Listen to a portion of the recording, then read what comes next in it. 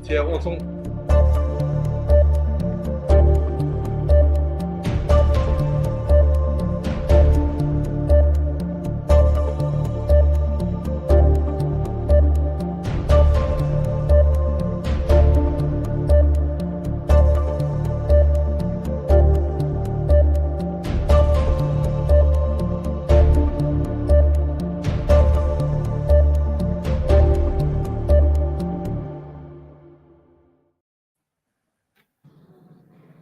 Assalamu alaykum hormatly dinleyijiler. Şuň 8-nji oktyabr 2025-nji ýyl saat 20:45 biz Warşawadan sizin bilen habarlaşýar. Bizim bilen Muhammed Ağa, Muhammed Öýjik Demokratik Güýçleriň Konstitusiýon Sentrynyň ýolbaşçysy Muhammed Öýjik Kanadadan. Muhammed Ağa, assalamu alaykum. Salam Murad ağa, salam vatandaşlar. Amerikadan DWT Halk Hereketiniň wekili Nurjan Süzer. Nurjan apa, assalamu alaykum. Nurjan apam internet mesajı. Doğumdan ne olacak? Ve Turçadan Diana, assalamu alaykum. Dayanç Aleykümselam. Adam hukuklu goruyan gurumanyň wekili ýene Diana. Salam Diana. Aleykümselam. Okey. Hormatly dinleyijiler, biz ine Muhammed Ağa ruhsat berseňiz bir 5-10 min biz şuň bolan OBS'daky işlerini açýardy beredi halkymyzyň öňünde we düşündireli gaty zatlar boldy. Şoň üçin bu informasiýa bizim halkymyz üçin gaty wajyp. Esasen Türkmenistanyň we Türkmenistan daşyndaky bizim grażdanlarymyza. Şuň biz ERT-den plenar zasedaniýa bolany, ýagny konferensiýaň plenar zasedaniýalary bar. Günde 10-dan 12-13 çelli we 15-den 18-e çelli. Şu ERT zasedaniýada biz azat söz adamyň azat söz haky olan azat pikirleri boýunça, azat hereketleri boýunça we azat metodlar boýunça gepleşik boldy. Şo ýerde bizim çykyş etdik ine, şo ýerde bizim aktiv blogerlerimiz Alişer Sahat bilen Abdullah Urus boýunça düşündirdik ýagdaýlary we Türkmenistanda azat metodynyň ýokdugy. Setimizi ýapaýyn, kim bolsa setimizi ýapaýyn.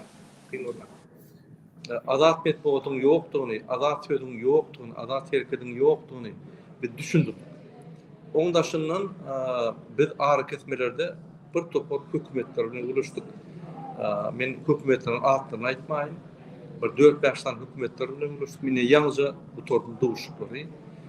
Biz şo ýerde bizim aktivistlerimize, bizim hukukka düşen grażdanlarymyza humanitar viza we ýagny tehnik kömekleri soradyk. Olar bolýar diýdiler, biz kömek eder diýdiler. Humanitar evakuasyonly viza diýilýär, humanitar viza. Şolara görüşdik we Türkmenistana, Merkez Aziýada demokratiýanyň üç ýollaryny olar bilen görüşip bir plan düzdük. Gelecekde biz olar bilen gaty belki işler şu urda sebebi onun Merkez Aziýa boýunça, Türkmenistan boýunça gyzygy bar ekeni we şonu biz Ýewropa döwletleriň wekilleri bilen işler. Biz Ýewropa döwletleriň wekilleri bilen görüşdik. We Ýewropadaky halkara adam hakkları goýan gurumlaryň wekilleri bilen görüşdik. Kontaktlar alyp, meseleleri düşündirdik. Inni ýygynyň biz daklatlar, raportlar, hatlar dowam ederiz. Onu ine bizim adam hakkları goýan halkymyň adynyň Dayanç Halk Hereketi şol dowam eder. Biz ine siýasatçylyk hükmünde biz kontaktlar berýär şu herekete. Şu hereket gündüň şol bilen işler öz hereketini gurar. Şoň üçin egerde Türkmenistanda ýa Türkmenistan daşyna Türkmen grażdanyň haklary bozulýan bolsa ine Dayanç Halk Hereketi, Dayanç adam hakkları goýan gurumanyň wekili Diana bar. Bunun saytları var, bunun chatları var, bunun TikTok, YouTube adresleri var. Şöyle komentar yapabilirsiniz. Bunlar size öz kontaktlarını size verir. Şu yerde formulyar var. Formulyarı doldurup siz dosyeni verirsiniz. Bunlar olsa şu dosye boyunca hökümetlere ýüzlenip kömek sorarlar ve halkara gurumlara ýüzlenip kömek sorarlar. Sebebi Men dünkü çıkışında aytdym OBS'de. Ine Qazaqstanyň 20 milyon halky bar, 32 mogoly ýa-ni NPO jemgyýet gurumlary bar. Onuň 9 mogoly adam haklary goýan gurumlar bar. Nemede Özbekistanda 9000 sany guruma bar, jemgyýet gurumlary we şonuň içinde 200-den gowrak guruma din adam haklary goýan gurumlar. Türkmenistanda 7 milyon halk bar, 0. Türkmenistanyň içinde 0 guruma bar adam haklary goýan. Şonuň üçin bizde häzir barmak basap sanaýmaly, ýagny Helsingfors, ýagny Gelli Karizov öz maşgalatyny gorýan guruma we ine dayanç diýip Diana halk nime haklaryny gorýan guruma açdy.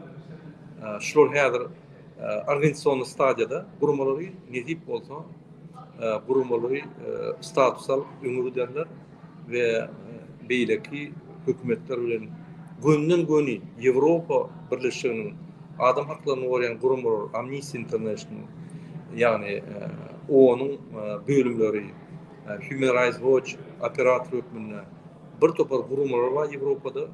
Şolaryň işlerinde biz kontaktlar berer, syýasatçylyk hökümine we biz syýasy podдержканы berer. Şonuň üçin bize ýüzlenteňden biz gün diýana urutmaly bolýar.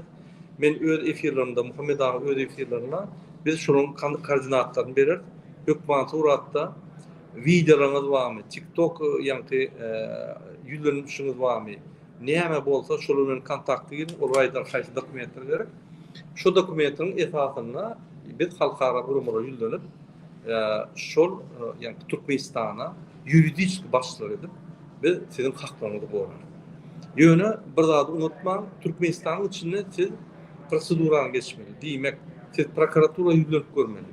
Prokuratura jogap bermede ýeterlik. Siz Türkmenistanyň polisiýa başga bir guruma, adam haklary gorýan guruma ýüzlenip görmeli. Şo ýerden jogap almasaňyz da alyň, bolmasa oň data berip, "Plamak ýüzlenip gördük, jogap almadyk." Ýeterlik bolýar. Onu biz ýa-ni daşnak gurumy bilen size kömek edýär. Egerde siz şu zatlar etmedik bolsaňyz, biz size ýa-ni derrek kömek edilemdi. Egerde agyr mesele bolmasa, şonu eger ýüzlenmäne mümkinçiligi bolsa ýüzlenmeli. Eger bolmasa bize aýdym biz derrek kömek edýäris. Şurýaly siz öz haklaryňyzy gorap bilersiňiz.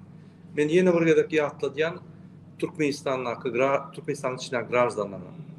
Berekella hemmäňiz ýaýtada ýaşullar, bizim eneler, ejeler, ýaşlylar TikTok'a prezident ýüzlenip video goýarlar. Bize şu material ýeterlik bolýar, ýöne ýüzlenýänizde jik gurrun berin.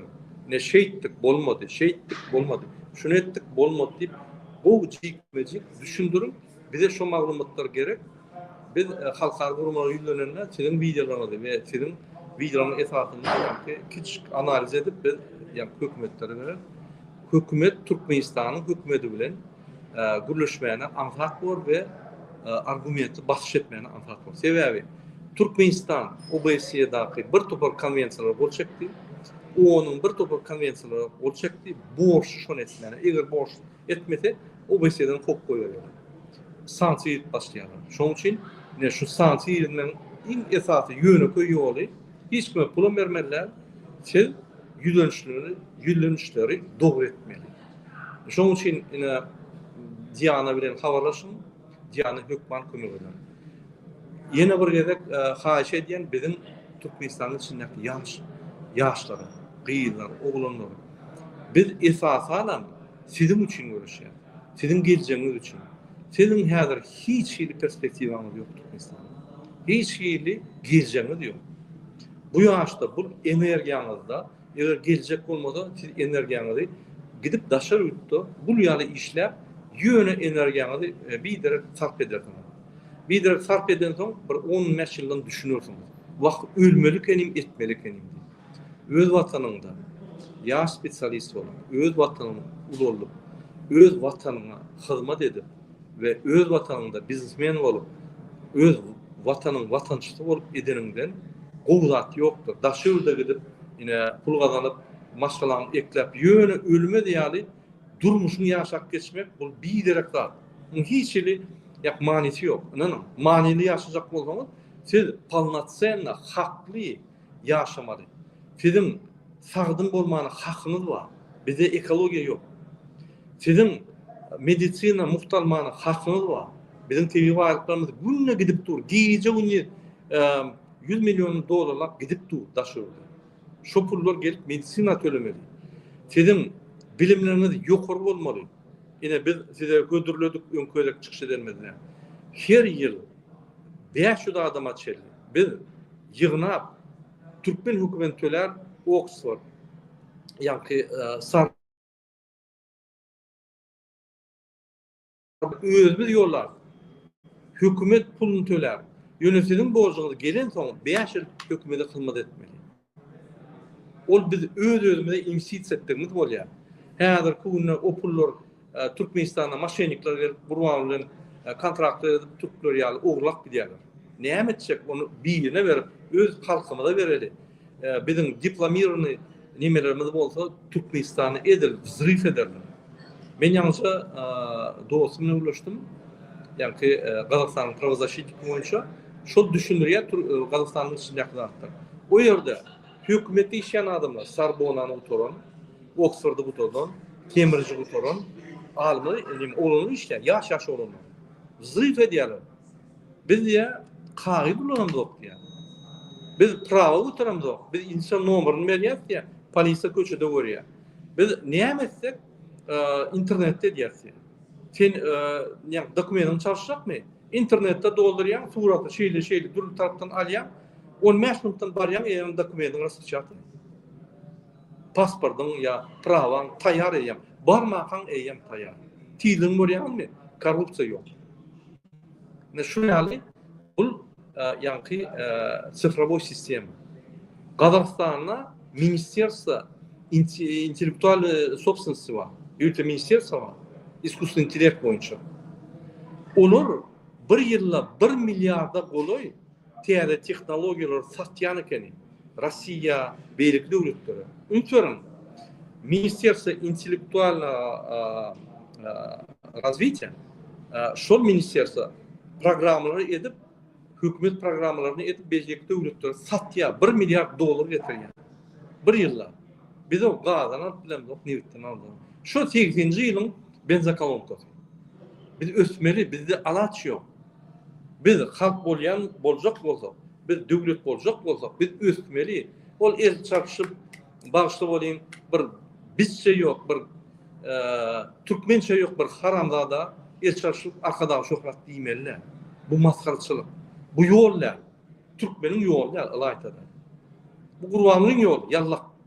Biz yallak der. Biz özümizde gowun ýetýän adamlar. Biz gowun ýetýän adamlar etmeli Türkmenistanda. Bolun. Maskara bol bildik. Yallaklary öňe çykaryp gördük. Indi yallaklary ýygnalydyna özümüz çykardyk. Başga ýol ýok. Şoň üçin ýaş oglanlar, ýaş gyýylar. Häzir her 5-nji gün juma namazyna barmaly meçitlere. Biz size geljeňizi gurnap berýär. Siz geljeň yankı aktif adamlar olmalı. Häzirden görkezim, gelecek size gerekdir. Hemme ýurtlarda esasy yankı hükümet çalışygy ýaşlar edýärdi. Bizim ýaşlarymyz dersen bir-birine söwüşip, eje kagadyny ýatlap, söwüp aýrylyp ýörler. Bir internet TikTok'tan bir sampatlar edýär. Hansyň watançylygyňyz, hansyň geljeňiz üçin görüşüňiz, hansyň geljeňiz üçin bir ýapşýan adamlar. Ýok. Ýok bolsa geljeňiz hem ýok. Geljeňiz şul häzir geljek. Şamy pamylar. Sizi ulan türmäge taşlaýar. O ýygynyň körekeni onty şola ýalyklap ýörärdiň. Näme gerek? Kim olur? Hiç kim. Şoň üçin gelin gowy Türkmenistan guraly. Merkez Aziýada birinji döwlet bolup ýöňüden. Bizim ýyzyndan ýörüsünler. Bizim mümkinçiligimiz bar. Baýlymyz bar. Adamlarymyz bar. Türkmen 200 san döwlet guran bolsa, biz hem öz döwletimizi gurup bilýär diýmek. Bizim gaňlarymyz da akyllarymyz. Sadiqatlyk, akyllyk, edermenlik, gowy durnuklyk bizde baş ol. Gelin şolary çykaralyň da öňe türeliň döwleti. özümüzi maşgalamyzy çağırmaly. Men şonu aýtjak boldum.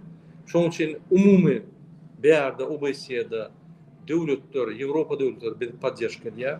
Hem ýerde biz ýa-ni gollaw alýar. Olar bilýär ýagdaýymyzy. Bize bizim ayal gyýlarymyzyň agyr ýagdaýlaryny düşündirdik. Olaryň haklarynyň ýokdugyny düşündirdik. Hemme haklary düşündirdik. Olar bize kömek etjek.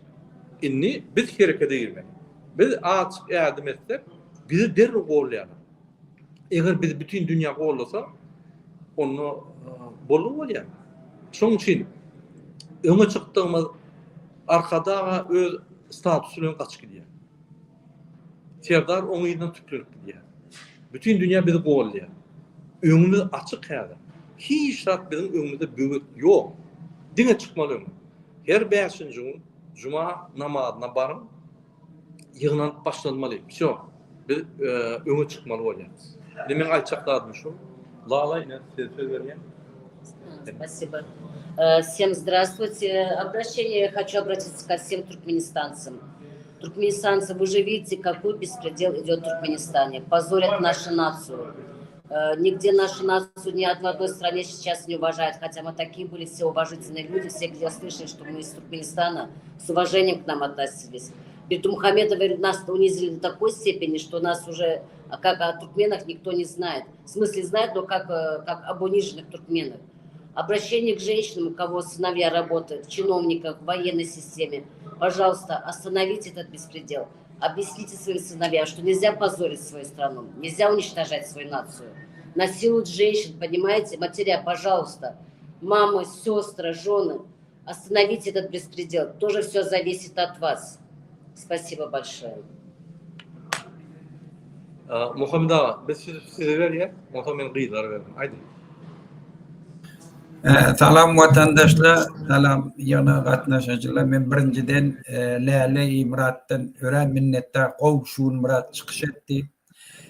Bir mun durmany men oğlan mäşedek jagat wemişem ýygnarda diýotdy şol üçin ören produktivni gowy hem dayanç guramasy köp Türkmenistan'daki bar problemleri her gaýsy tematika ýazyp hemmesini şoda tapşyrdylar. Şu ören owda tebebi aňyrda mümkinçilikden 3 mun 2 mun çykyş etmäne berýärler. Odan her kim esasy gözüni aýtjaklarını şoda aýtýar. Galan zatlar onuň pismanyny bitdi şolara tapşyrýar. Olar da şu hemme döwletler 57 tane döwlet şoda gatnaşýar. Şolaň hemmesine şu dokumentler perewod bolup Anglis diline şolaň eline ýetýär. Şolada öwrenýärler şonu. Şun biz hemme tarapdan şoňa taýinlanyp bardyk, hemmesini ýetirdik. Şol üçin duşuklarda da Murat Gurrunmerwati köp zatlary ýeketek aralaryna da gepleşipdirler. Şurada bizim esasy sroşny edilmeli zatlarymız var. Şu Murat ağa da şoň üstüne gurrun edipdir. Birinji aktivistler geldi. Şu wagtda Türkiýe döwletinden bizim öňe çykan aktivistlerimizi yani halkın meselesini kaldıran, kanun yol bilen kaldıran adamlarını Türkmen devleti şolardan korkup dünyanın yüzünde bizim meselemizi hem meyrek caret edip korkmanın esasında şoları yeke dürlü ilerletme bilen Türkiye'den alıp gidip oldu. Biz şoları hemmesini ayttık, akidellerinin ıkbalı barada haber verdik. Onun en sonki etapta Alişir Abdullah hakkında doğru informasyonu onu yetirdik.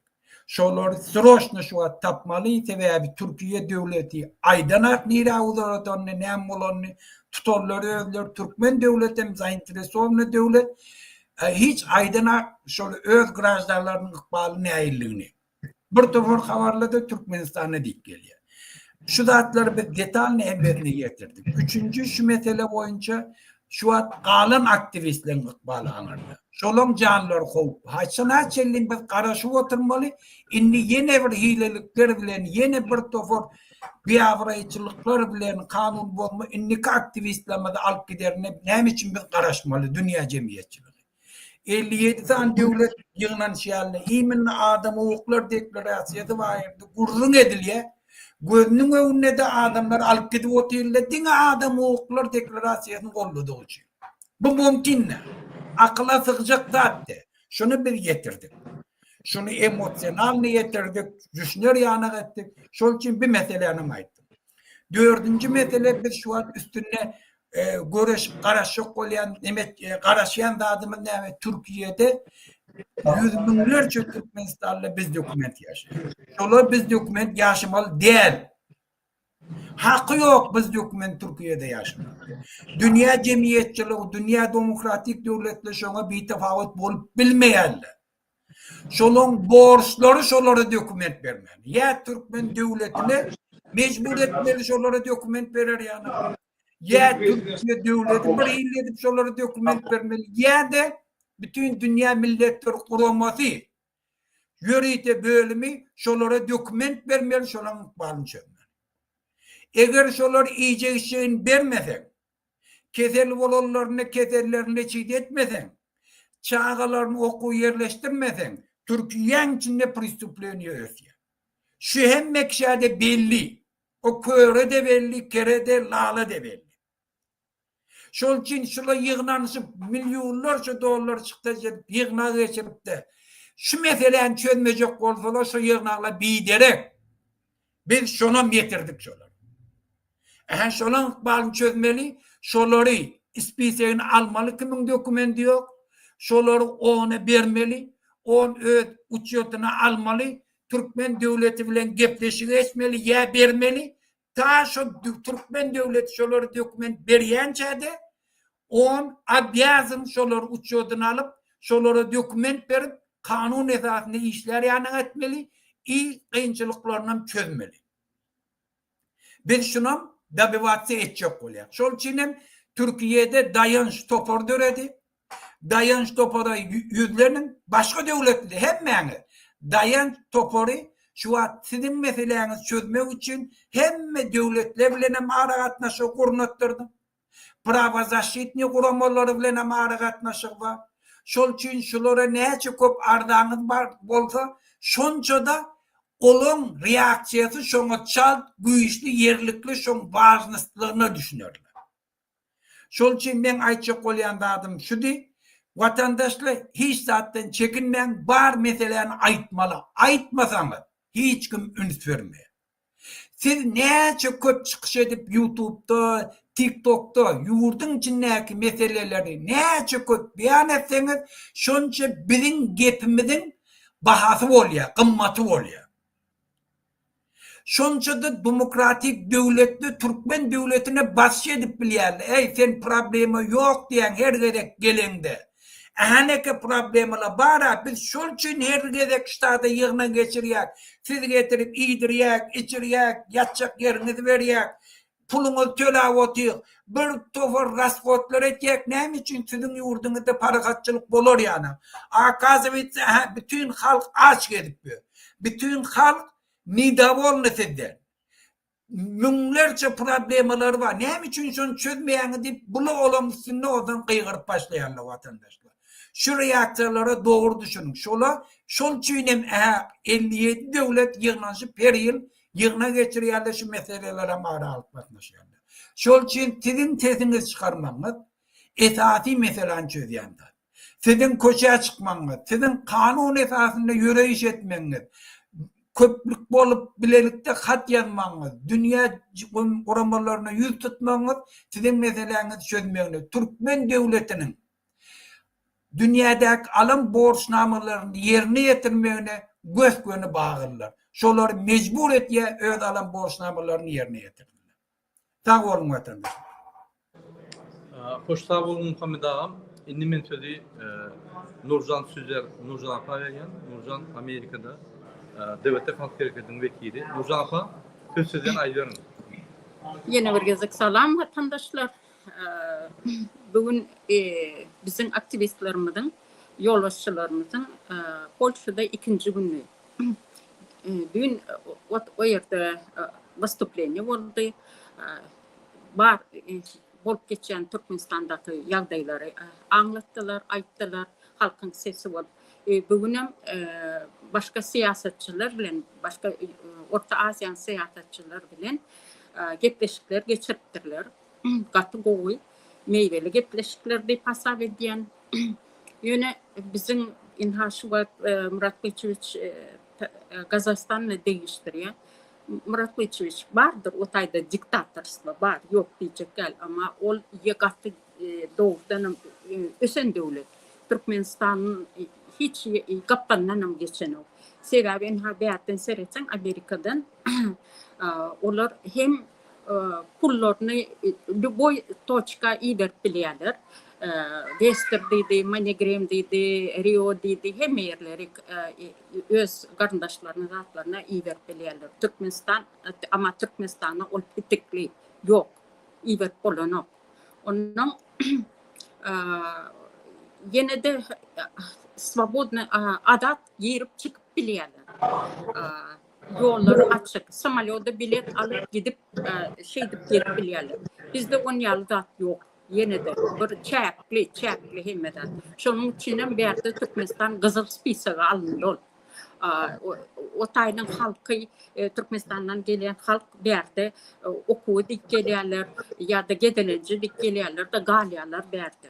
Yani bu tayının Gostapertan'ın on bilen onu el attığımı yani bu zatları koybolsun etmeli. Sebebi o taydan gelen bir yerde İdine giden o. Bundan da barksa gelmez şehre kim gidecek? Öyle. Doğru, gatı köp problemlerimiz var Türkmenistan'da. Her pudağı alanda hem yerde gatı ulu problemlerimiz var. Onun her yedek aydık geçeceğiz. Indi bunyalı yığınaklara katlaşıp, başka siyasetçilerle görüşüp, bir daha da onururuz, başarırız deyip umudumuz var. Yine de o Türkmenistan'da şu an diyorlar, gatı VPN'ları hem de tetiklerdirler. Halk yani görüşüp bilen oklar, gatı kısıtlap başlattırlar. Yani onun sebebini belli değil. Neyden korkyanlığın belli değil. Korksalar samalyoruna minsinler de gitsinler. Hem yerde onların öyleri var, daçaları var, uğurlan pulları var. Yani gitsinler, halka da azatlığını versinler. Öyle. Ne diyecek zaten çağır diyen. Bakın millet, bu vatan din aktivistlere gerek değil. Hemense gerek. Türkmenistan her bir Türkmen raiyetinin vatanıdır. Onun için oturman sesinizi çıkarın, aktivistlere koldan. Kolya sağ olun. Sağ olun. Köp sağ olun. Şimdi ben sözü Diana vereceğim. Diana söz sizden. Aydın. Добрый вечер, уважаемые зрители. Мурат Кылычевич, в первую очередь я бы хотела выразить вам огромную благодарность. Знаю, сегодня Лала вчера оповещала, насколько вы заняты целый день. И я понимаю, насколько вы уставшие, и все равно это вам не мешает вести живой диалог с гражданами Туркменистана, выступать, рассказывать, отчитываться перед ними о проделанной работе, то есть о их будущем, за которое вы сейчас боретесь. Это достойно огромной похвалы, потому что это очень все сложно. Поэтому благодарность, я думаю, даже можно выразить от всего туркменского народа вам сейчас. Спасибо большое. Лала, тебе спасибо большое, что не пожалела свое время, свои силы и поехала, и будешь продолжать то, что начал Мурат Кылычевич. Это первое. Второе, я бы хотела сделать небольшой комментарий к выступлению Мурата Кылычевича, который сказал, что в Туркменистане нет перспектив. Ни для молодежи, вообще ни для какого слоя общества нет перспектив.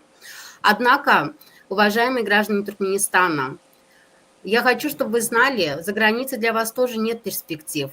Да, если бы это было до пандемии, в те времена, кто уехал, для них были еще какие-то возможности остаться, работать, зарабатывать деньги и так далее. Но после пандемии и плюс еще после двух вот этих войн, Израиль, Палестина, Украина и Россия, экономика во всем мире пошатнулась и наступил миграционный кризис. Поэтому мигранты сейчас никому не нужны.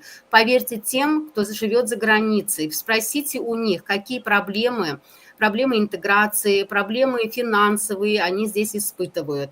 А раньше, если граждане Туркменистана отправляли деньги на родину, то можно было строить дома, покупать машины там, и еще там какие-то, да, привилегии. А сейчас на самом деле люди не справляются даже с продуктами питания.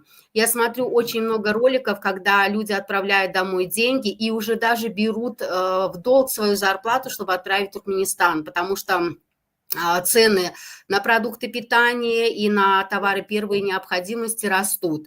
Так же, как и везде, не только в Туркменистане, и в Турции, и в Америке, и везде. Экономика пошатнулась. Миграционный кризис, к сожалению, затронул все демократические благополучные страны. Поэтому перспектив у вас нет нигде. Ваша единственная перспектива – это вставать на ноги и делать так, чтобы наш Туркменистан стал демократическим, и чтобы власть преступная, которая похищает людей, которая позволила довести до катастрофы нашу страну, сложила полномочия и ушла оттуда, потому что они некомпетентны.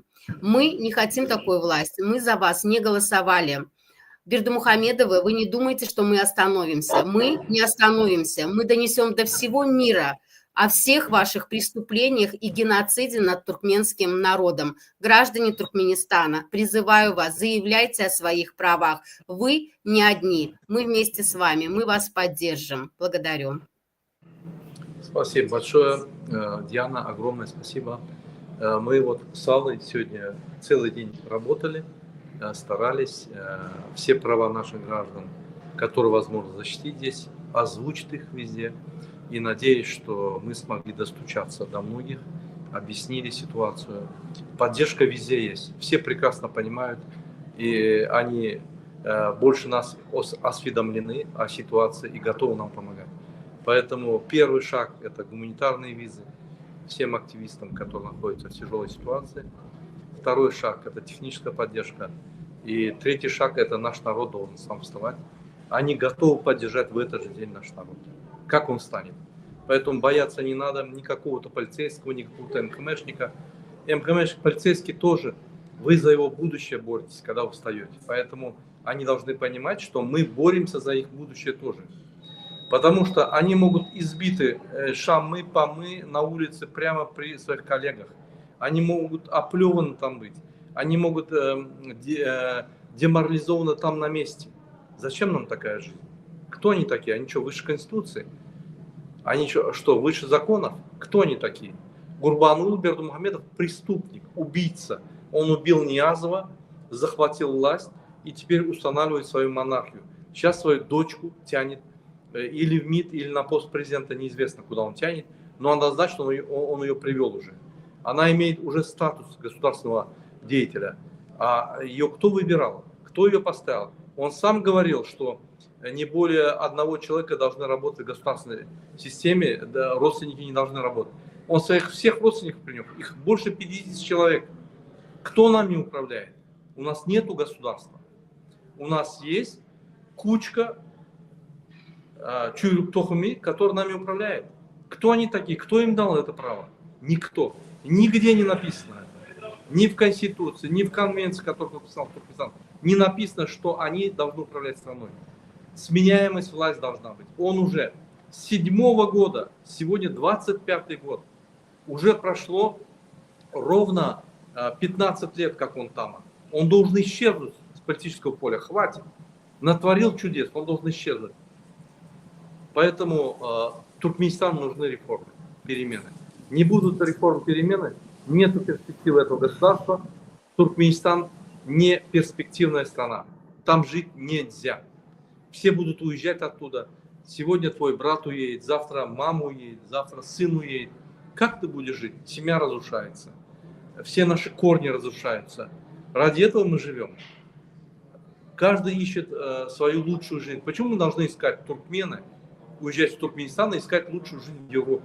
Почему мы не можем в Туркменистане найти ее? Кто нам мешает? Один человек заблокировал 7 миллионов народа. 7 миллионов один человек заблокировал. И его зовут мошенник Гурбанул Бердымухамедов. Неужели 7 миллионов человек не может за одним человеком побежать? Мы просто вот так встанем, побежим, он убежит. Все, он убежит. Неужели мы не можем это сделать? Неужели у нас нету во всей стране всего лишь 5000 человек, 10 человек, которые встанут и скажут, хватит, я иду. Неужели нету? Вы не вставайте за Мурада Курбанова, за Ильяну, за Мухаммедовича, за Лалу, за Нуржана. Вы встаньте за себя. Мы просто вас напоминаем, надо вставать за себя. Хватит уже, время пришло. Поэтому каждую пятницу на Джума намаз идем в мечети, начинаем собираться. Как вы готовы, мы начинаем. Поэтому у нас время есть, собираемся, начинаем говорить. Каждый должен разговаривать на эту тему в Туркменистане. Это должен быть тренд, смена власти. Каждый должен объяснять у своего коллеги по работе, у родителей, у друзей, на тренировке, в автобусе, в троллейбусе спрашивать. Вот ситуация такая. Как ты относишься к ней? Что бы ты сделал? А что бы ты посоветовал мне? Вот эти разговоры, это не терроризм, это не экстремизм. Это реальная политика, реальная жизнь, которая завтра будет. И что делать? Мы должны знать. Нам никто это не объясняет. Мы должны друг у друга спрашивать. Начинайте спрашивать. Как вы начинаете спрашивать, народ начнет разговаривать, поверьте, Гурбанғали Бердымухамедов убежит. Он трус, он убежит сразу. Только от этих разговоров он убежит. Мы даже еще встать не успеем. Но он нам нужен живым. Мы должны его арестовать и привлечь к ответственности за то, что он устроил геноцид туркменского народа. В каждой семье есть больные раком, больные, которым не оказали вовремя медицинскую помощь, люди, которые вынужденно умерли. То есть они должны были еще жить, если ситуация была бы нормальной. Они не должны были в аварию попасть, они должны были на дороге Ашхабад-Ташаус разбиться, потому что те деньги, которые украл Гурбанғали и Сердар Бердымухамедов, должны были построены эти дороги быть. И там не должна была быть эта авария. И вот так везде, везде, везде. Неужели мы такие вот тупые, что не понимаем, что вот без этого нам нельзя? Это как кислород. У нас есть право на здоровье, право на медицинское обслуживание, право свободно говорить, право свободно передвигаться, право зарабатывать, право вести бизнес, право обрабатывать землю, право выезжать. У нас нет этого права. Он все отнял. Кто он такой? Поверьте, 100 человек придет, напротив него встанет, он на колени упадет и будет просить прощения. Это такой трус. У него нету ни идей, не совершил ни одного поступка, ради которого его можно похвалить, ни героического поступка, не создал национальную идею. Он ничего не имеет, он обычный наркоман. Поэтому, когда наркоман управляет страной, страна превращается в психбольницу. Мы должны покончить с этим. Пришло время Туркменистану преобразоваться. Нам нужны реформы. Они уже нужны не вчера, не позавчера, 15 лет назад. Мы 15 лет отстаем. Поэтому давайте теперь, надо вставать всем. У кого какие силы есть? Просто встаньте, даже ходить не надо. Мы встанем, он убежит, поверьте. Просто встать надо. Выйти на улицу и сказать, я здесь. Я, если вы не против, на этой ноте заканчиваю. Burada benim bir soşayın burada. Aydın. Burada şu an her burada iş edecek olsan maksadın belli olmalı. Bizde maksadımız belli. Bizim hemmemizin betbaxçılığımız bir zatta, bir maşgala yurttalı. Şon hiç kanuni, moralni поддержкадам yok.